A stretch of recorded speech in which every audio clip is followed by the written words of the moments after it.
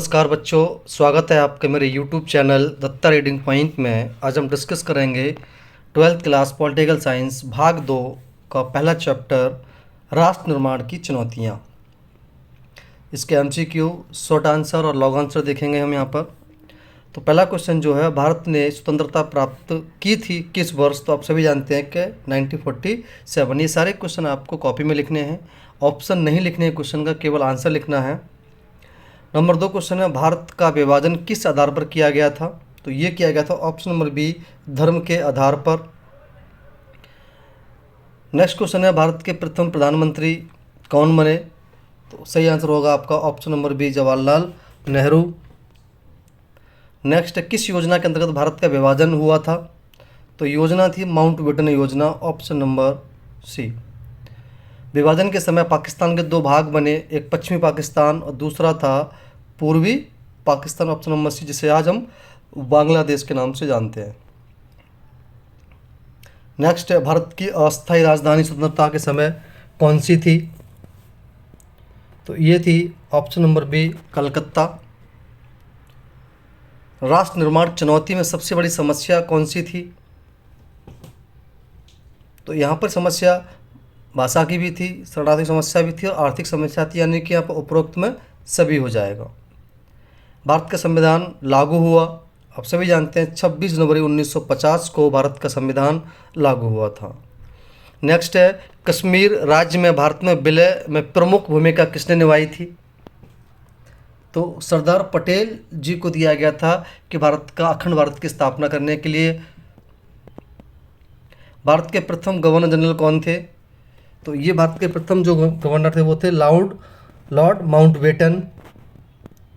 Next है, हैदराबाद रियासत का विलय भारत में किस वर्ष हुआ?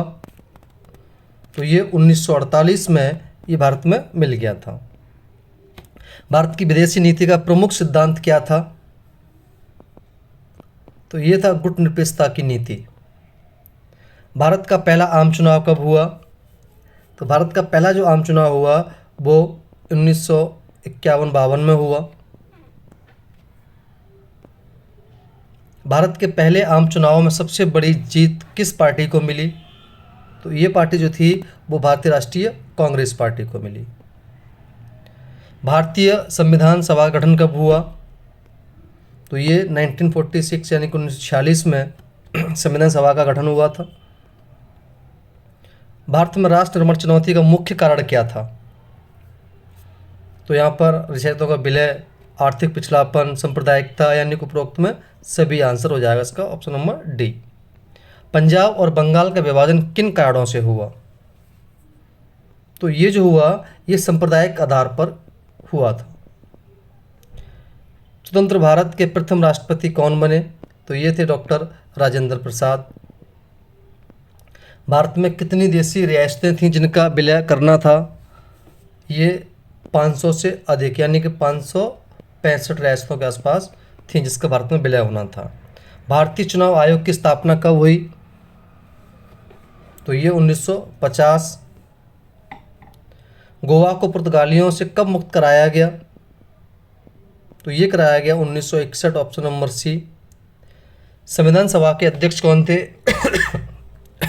तो ये डॉक्टर राजेंद्र प्रसाद। स्वतंत्रता के समय भारतीय अर्थव्यवस्था की स्थिति कैसी थी?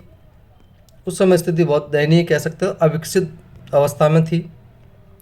राजस्थान की रियासतों का विलय कराने में किसने प्रमुख भूमिका निभाई? तो ये पटेल जी को विलय का जिम्मा दिया गया था।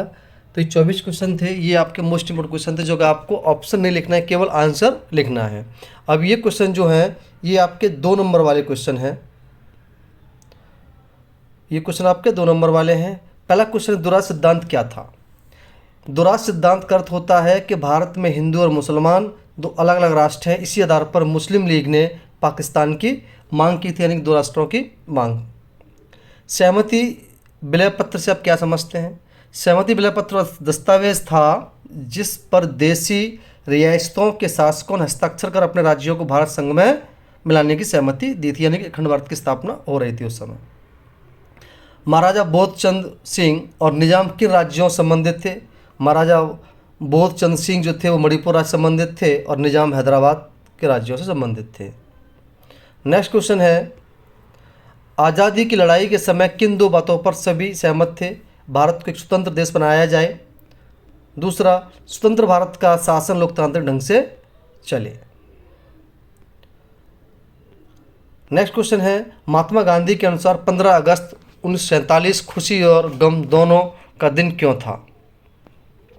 क्योंकि एक ओर भारत को अंग्रेज स्वतंत्रता मिली तो ये खुशी का दिन था, दूसरी ओर देश का विभाजन भी हुआ जिसमें सांप्रदायिक दंगे और हिंसा हुई, ये हमारे लिए गम का दिन साबित हुआ। नेक्स्ट क्वेश्चन है, ये आपके 4 नंबर वाले क्वेश्चन है, भारत विभाजन के उत्तरदायी कारण कौन कौन से थे? तो इसके मुख्य कारण कौन कौन से थे? पहला दुराष्ट्र सिद्धांत, हिंदू मुस्लिम अलग राष्ट्र बने, मुस्लिम लीग की पाकिस्तान की मांग, सांप्रदायिक दंगे और अविश्वास, अंग्रेज़ों की फूट डालो और राज करो की नीति, ये जो थे ये इसके मुख्य कारण थे जिससे भारत के 2 हिस्से हुए। 1947 में हुए भारतीय विभाजन के परिणाम लिखिए, क्या क्या इसके परिणाम निकले। पहला, पाकिस्तान और भारत 2 नए राष्ट्र बने। दूसरा, सांप्रदायिक दंगे और हिंसा फैली। तीसरा, शरणार्थी समस्या उत्पन्न हुई, लाखों लोग इधर से उधर हो गए, कुछ बहुत बेघर हो गए। और चौथा था, दोनों देशों के बीच स्थायी दुश्मनी और कश्मीर विवाद पैदा हो गया। नेक्स्ट क्वेश्चन था, स्वतंत्रता के बाद लोकतंत्र की स्थापना हेतु किए गए भारतीय सरकार संविधान के 2 तरीके बताइए, कौन कौन से थे? एक तो था आपका कि सार्वजनिक मताधिकार, 18 वर्ष से ऊपर हर नागरिक को वोट देने का अधिकार होगा। दूसरा कहा गया कि स्वतंत्र निष्पक्ष चुनाव कराने हेतु चुनाव आयोग की स्थापना की गई थी। नेक्स्ट क्वेश्चन आपका है, 1953 में राज्य पुनर्गठन आयोग की स्थापना क्यों की गई? कोई 2 कारण बताइए। इसके कारण थे कि भाषाई आधार पर राज्यों की मांग बढ़ रही थी कि भाषा आधार पर राज्यों का स्थापना हो, प्रशासनिक सुविधा और एकता बनाए रखने की आवश्यकता थी। नेक्स्ट क्वेश्चन है, अच्छा ये क्वेश्चन भी बता दिया है, इसको दोबारा से नहीं लिखना है।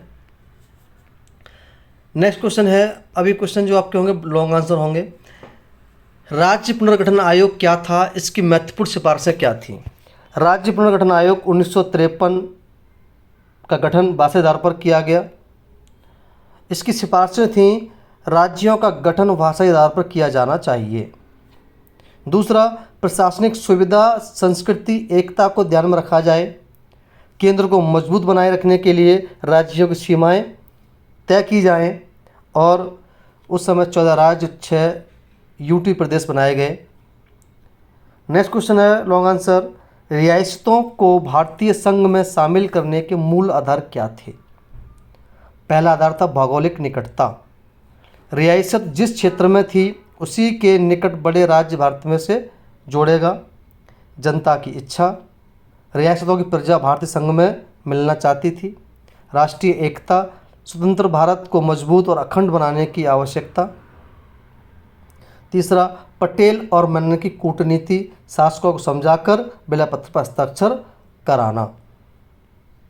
नेक्स्ट क्वेश्चन यह है कि स्वतंत्र भारत के समक्ष आई किन्हीं 3 चुनौतियों का व्याख्या कीजिए, कौन कौन सी वो 3 चुनौतियाँ थीं?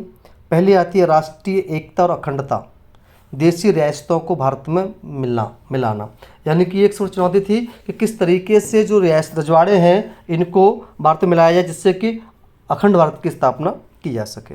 दूसरा है लोकतंत्र व्यवस्था की स्थापना कैसे की जाए, चुनाव, संविधान और लोकतांत्रिक संस्थाओं का निर्माण, ये अपने आप में एक चुनौती थी। आर्थिक सामाजिक विकास, गरीबी या शिक्षा, बेरोजगारी और पिछड़ेपन को दूर करना, ये सबसे बड़ी चुनौती थी। जिस स्थिति में देश मिला उस समय गरीबी, शिक्षा, बेरोजगारी बहुत ज़्यादा थी, इसको भी दूर करना था।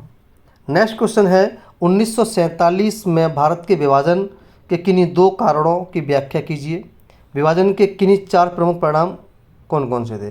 कारण क्या थे? पहला था दुराष्ट्र सिद्धांत और मुस्लिम लीग की पाकिस्तान की मांग। दूसरा, सांप्रदायिक दंगे और हिंदू मुस्लिम अविश्वास। परिणाम विभाजन क्या हुए? विभाजन के परिणाम क्या हुए?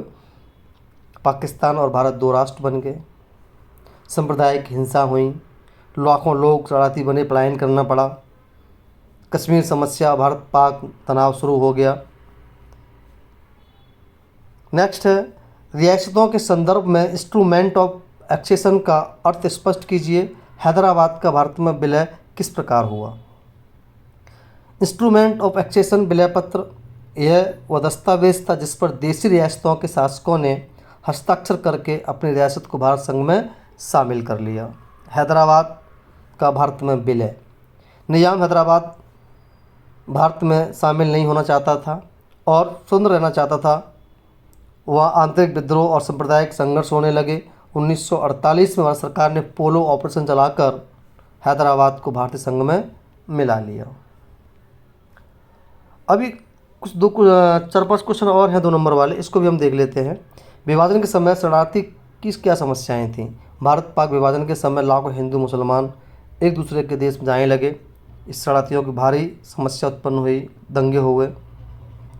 कश्मीर प्रश्न क्या था।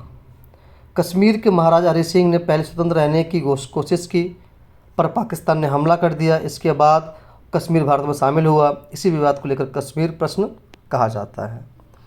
गुट निरपेक्ष आंदोलन का जनक किसे कहा जाता है, तो इसके जो पंडित जवाहरलाल नेहरू जो है ये इसके जनक माने जाते हैं। पोलो ऑपरेशन क्या था, अभी बताया था कि पोलो ऑपरेशन 1948 में भारतीय सेना द्वारा चलाया गया सैन्य अभियान था, जिसके द्वारा हैदराबाद रियासत को भारत में मिला लिया गया था। तो ये कुछ मोस्ट इम्पोर्टेंट क्वेश्चन थे आपके चैप्टर नंबर 1 के, या हम कहें चैप्टर नंबर 9 सेकंड भाग का। और ये वीडियो आप अपने दोस्तों में शेयर करें ताकि वो भी क्वेश्चन को लिख सकें। धन्यवाद।